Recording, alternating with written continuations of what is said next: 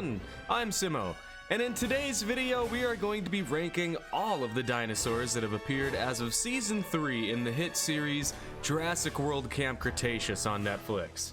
Now, this is my personal opinion on what dinosaurs get the best use over those first 3 seasons of the show, which takes place on Isla Nublar, before, during, and after the events of Jurassic World. So big spoiler warning ahead here, guys. If you haven't seen Seasons 1 through 3 of Camp Cretaceous, go watch it now and then come back to the video. But we're going to be starting from the bottom of the list, F tier, moving our way up to S tier, the best dinosaur in the Camp Cretaceous series. Now we start at the bottom of F tier with the Dimorphodont. Sorry guys, Dimorphodon gets the bottom of the list because while it's a really cool flying reptile and I'm glad we got to see it in Camp Cretaceous, it only appears in the one scene in Season 3, and I can't help but feel like they underutilized it here. It didn't really have any bearing to the story.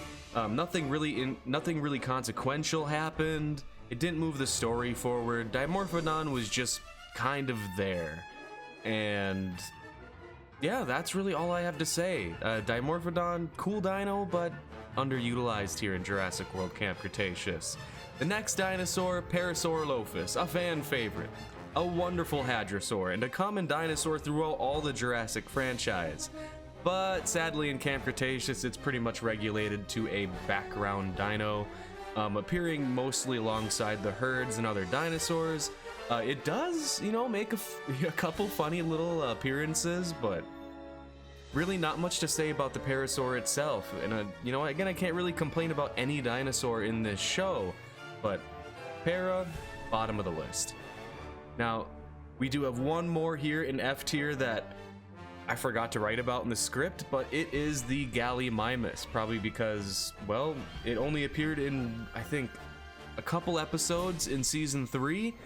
Darius has a little subplot where he wants to go and observe the Gallimimus. It's one of the few dinos he missed for his little field guide he was working on, and it helps him realize, that there's another dinosaur, a dangerous dino on the island, but it took a long time for us to get to see the Gallimimus at all. So I'm a little disappointed about that, but hey, Gally gets F.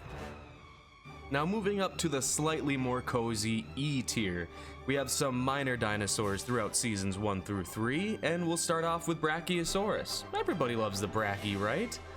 Unfortunately, Brachie didn't really get much of its own screen time, another herd dino, but the reason it's up on E tier versus F tier is because of the scene in Season 3 where the group finds a little baby Brachie and they take the time to help it find its family again.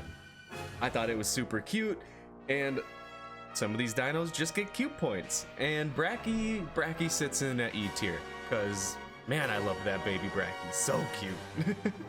But moving up slightly, we're gonna talk about Sinoceratops. Kind of surprised we don't have a Triceratops anywhere in this list, but Sinoceratops gets a nice little subplot in Season 1 where the group of kids are following a herd of dinosaurs in gyrospheres, and this Sinoceratops runs off on its own, and the kids go after it. So we get some good time with this. It's when Sammy introduces her, affection for large animals. And Sinoceratops is a good alternative to having the trike in here. Although, kind of wish we did get to see one, but because it's not in the show, it's not on the list. And coming in here in E tier, Sinoceratops. The last dinosaur on our E tier is Pteranodon. Pteranodon ends up slightly higher on the list than Dimorphodon because Pteranodon actually has something to do throughout, I think, most of the seasons. Pteranodon makes an appearance. It is a big reason Ben gets separated from the group, and Pteranodon's also the reason that the helicopter crashed in Season 3. Pteranodon is actually pretty consequential, but it just kind of comes in and goes. It never really remains a persistent threat for our campers, but I can't complain too much. Just kind of felt like there was a little something more to do for the Pteranodon. Now we're starting to get to some of the more interesting dinos, starting to move away from background dinos here. But there is one more I want to talk about, specifically the Stegosaurus. Stegosaurus, I feel like got a lot to do in Camp Cretaceous. It was certainly one of the more aggressive members of the herbivore herds. We see the Stegosaurus fighting carnivores, we see them fight each other, they even solve some problems for the campers, and even later on we see Tiff and Mitch trying to hunt the Stegosaurus, and we get a good amount of Stego in this show, and I'm very happy to see it, and it's, well, one of the more exciting herbivores on this list. Again, we're still down in D tier, so there's not a heck of a lot to say, but I'm really happy with the Stego in Camp Cretaceous so far. But finally, let's get our first carnivore on this list, and that would be the Ceratosaurus. Yeah, Cerato, unfortunately, is probably the most underused carnivore in the entire show, but it does kind of have something different going on. Well, there is one moment when we first meet Tiff and Mitch where it seems like the Ceratosaurus is hunting the kids. I think it was just running from Tiff and Mitch. And I gotta say, its appearance here in Camp Cretaceous is consistent with how it appeared in Jurassic Park 3, which is pretty cool. I really like that Camp Cretaceous maintains a good level of consistency with the rest of the franchise. But hey, Ceratosaurus, good effort, D tier. Now, closing out this tier, we have the second dinosaur to appear in the show, the Velociraptor pack. Blue does appear later in the show, alone, but the Velociraptor pack does get a really cool scene. It's our first moment of danger for our campers. After one day of being at the camp, Darius, Kenji, and Brooklyn decide to sneak into the Velociraptor pack, thinking it's the Compy pen. That's all we get from them in this whole show, and it's probably best to be a little more restrained with the Velociraptor pack, considering this show remains congruent with the movies, so the Velociraptors are plenty busy during the movies doing other things, so that makes sense we don't get to see them a whole lot. But, well, that's really it for D tier. Velociraptor pack, good effort. You appeared in episode 1 and 2. But hey, happy to see them at all. So to start off C tier with a bang, we have a dinosaur that, I originally had at F tier, until upon rewatch of the series, changed my mind about it. And that's the Compsignatus. Yeah, I know, right? The Compy actually turned out to be a pretty instrumental creature throughout the entire series so far. I mean, the Compy is the first dinosaur we see and is more than just a squeaky little nuisance. I mean, we have several scenes throughout that actually frame the Compy as something of a threat and canonizes the Jurassic Park novels' venomous trait into the greater universe.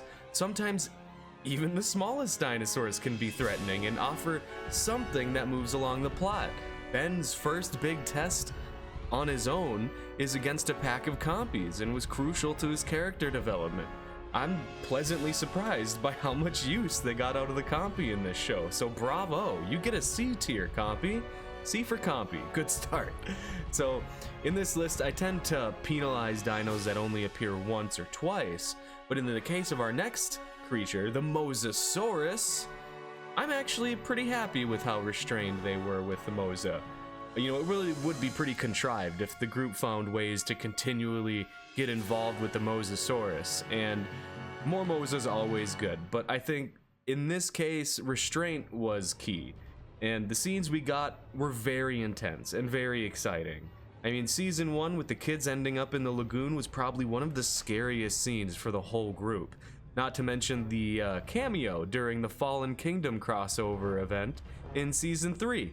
A little restraint can go a long way and earns the Mosasaurus a ranking of C in my books. But hold on, we're not done with C tier yet. Aranasaurus, probably one of our more top-rated herbivores. Aranasaurus actually brought something different for herbivores in the Jurassic franchise. Usually docile, friendly, not any trouble. But here in Camp Cretaceous, the Aranasaurus is the only one that ends up pursuing the campers. while I was a little confused by the hostility, it makes sense later on. It was really cool to see something different like this, and something uncharacteristic for herbivores in the Jurassic franchise.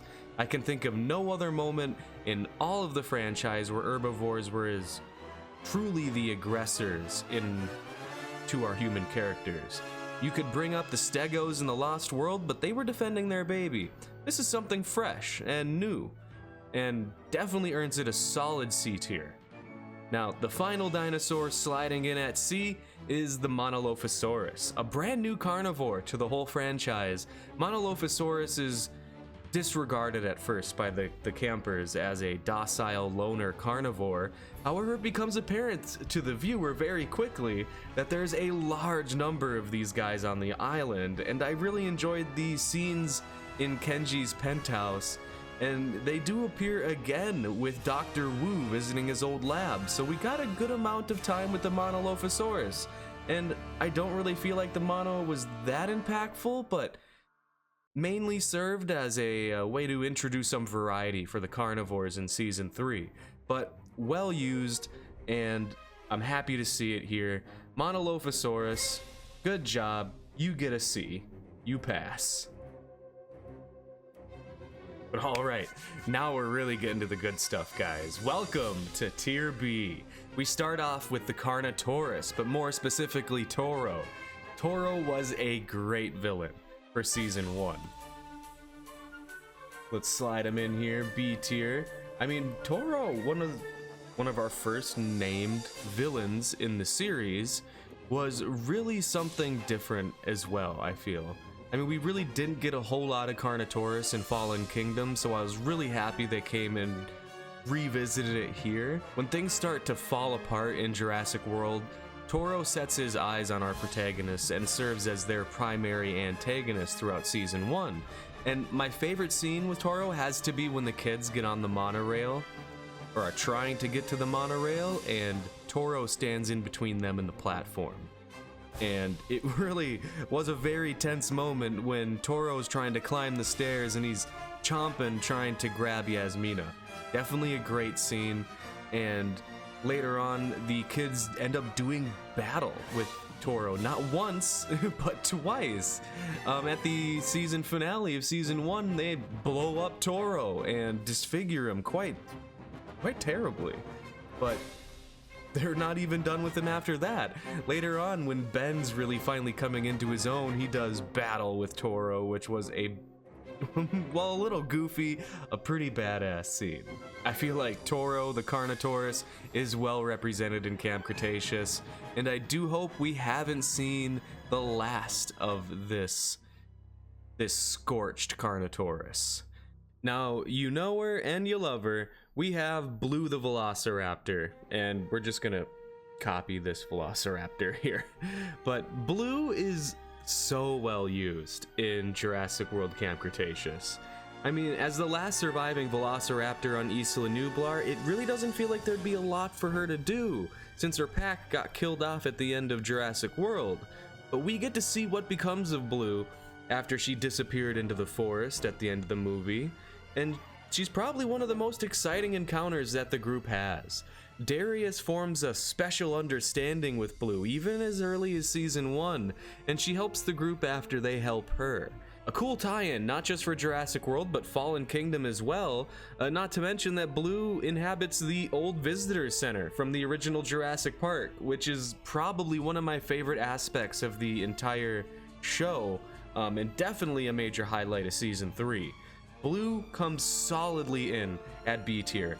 Well done, very well utilized, and got some really action-packed scenes, and one that was very reminiscent of the end of the original Jurassic Park, and that's very appropriate considering where it took place. But let's finish off B tier. We can't have B tier without the Baryonyx, and more specifically the entire Baryonyx family. We have Grim, Chaos, Limbo. These three Baryonyx pop up in Season 2 and really steal the show when they're on screen together. I'd be lying if the final scene with Hap didn't just bring the slightest of a tear to my eye. And while they serve as antagonists to our characters, they get enough screen time and development where I feel like they have their own subplot. And I won't spoil it all here, but let's just say our Baryonyx really take care of business and actually have some of probably the more tragic moments throughout the series. Alright, now it's time for the heavy hitters, the big ones, the scariest and most dangerous of the dinosaurs on Isla Nublar. And we only have a few dinosaurs left at this point, so let's start with the obvious. We need to talk about Rexy, the T-Rex. In general, she gets a lot of screen time here in Camp Cretaceous, being featured prominently, mostly in Season 2 and 3, but still makes an appearance at the very beginning of Season 1. I enjoy the diversity of scenes we get with Rexy for the most part. From hunting, to her building a home in her old pen, and even some more movie moment tie-ins. Rexy gets it all, and it is all very well done. Some of the moments between Rexy and the kids is truly chilling. I mean, the show really sells the scale and terror of being confronted by the Tyrant Lizard King. She never feels left out or shoehorned into the plot, so bravo from me. Camp Cretaceous, gold star. Thank you for giving us some great Rexy scenes. But now we really need to move on to the secondary villain of Season 1. While the primary antagonist was Toro the Carnotaurus, Indominus Rex gets so well used here. Also, Indominus gets to flex its camouflage, have movie tie-ins, and dish out some well-deserved justice to a particular birthday boy. Now, Indominus, certainly well utilized and helped the first season tie in very well to the first Jurassic World movie. So while we didn't see a whole lot of Indominus Rex, where it was used, it was done expertly. But we need to talk about the final carnivore in this list, and that would be the Scorpius Rex. And I know, all the A-tier dinos have Rex in their name. That being said, the build-up and payoff for the Scorpius Rex is just fantastic. Clearly a precursor to the Indoraptor from Fallen Kingdom, the Scorpius really is a new kind of beast. Moving more like a xenomorph from the Alien franchise, this creature is incredibly deadly. And with not only fearsome claws and sharp teeth, but also poisonous quills, the Scorpius is really an existential threat to the entire island as it reproduces by somehow cloning itself. And while I have a little bit of an issue with that, my favorite scene with the Scorpius Rex is when Yaz is returning with the antidote for Sammy and she has to outrun this monster in the jungles of the island at night, and we have those red eyes leering at Yaz, which just chilled me to the bone. I mean, Scorpius Rex is a brilliant, original addition to the dinosaur roster of the entire franchise, and it definitely earns its place here at the top of A tier. But now that A tier has been discussed, we can talk about the most badass dinosaur. One even the Scorpius Rex couldn't best. And that's right, the Ankylosaurus. More specifically, I gotta give this title to Bumpy. Bumpy is just the greatest character in Jurassic World Camp Cretaceous. I mean, yeah, it's an Ankylosaurus, but this is my list. I make the rules and I absolutely love Bumpy. The connection between Ben and Bumpy through the whole series is just one of the things that really just emotionally anchors the whole show, and is the cause of Ben's character development, which I think arguably he has the best character development of any character throughout the show. Bumpy saves the kids over and over. I mean, we watched this little baby Anky grow from just a little bean up to a big ol' heavyweight, and now with season 3 concluded, it's likely that our time with Bumpy is over, as we are likely leaving Isla Nublar, and I'm absolutely gutted that we won't get any more time with Bumpy, but her and Ben's story wrapped up nicely and is probably my favorite element of the entire series so far. But hey, let me know what you guys think. Do you guys agree with my list? Do you think I should have moved some stuff around? Let me know down in the comments below. And if you want to see more Camp Cretaceous content, be sure to leave a like, my friends, and subscribe for more content here on the channel. Thank you all again so much for watching. I love and appreciate all you guys. I hope you take it easy, and I'll catch you all in the next video. Peace.